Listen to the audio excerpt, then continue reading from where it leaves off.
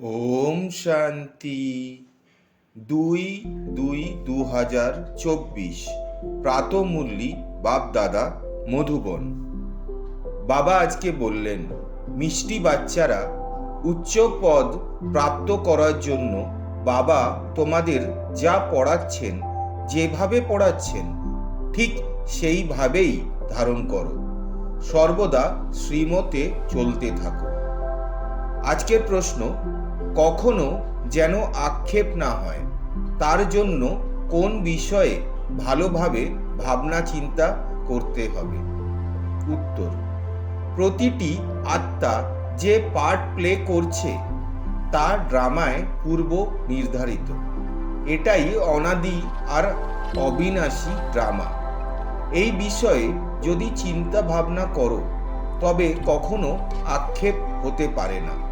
আক্ষেপ তাদেরই হয় যারা ড্রামার আদি, মধ্য, অন্তকে উপলব্ধি করতে পারে না।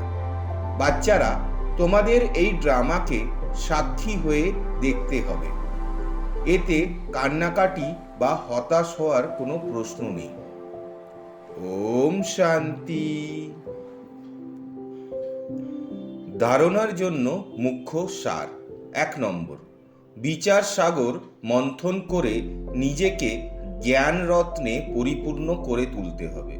ড্রামার রহস্যকে ভালোভাবে বুঝে অন্যদেরকেও বোঝাতে হবে।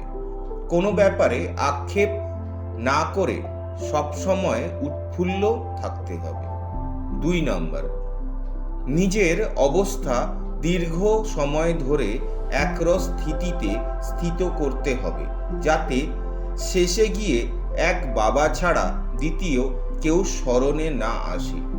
অভ্যাস করতে হবে আমরা ভাই ভাই, মানে আত্মা ভাই ভাই, এখন ফিরে যেতে হবে।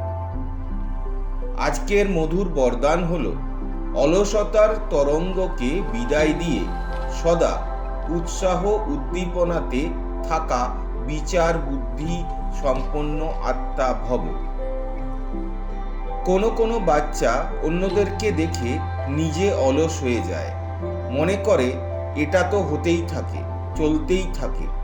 যদি কেউ ঠক্কর খায় তো তাকে দেখে অলস হয়ে নিজেও ঠক্কর খাওয়া, এটাই কি বিচার বুদ্ধি সম্পন্ন আত্মার লক্ষণ?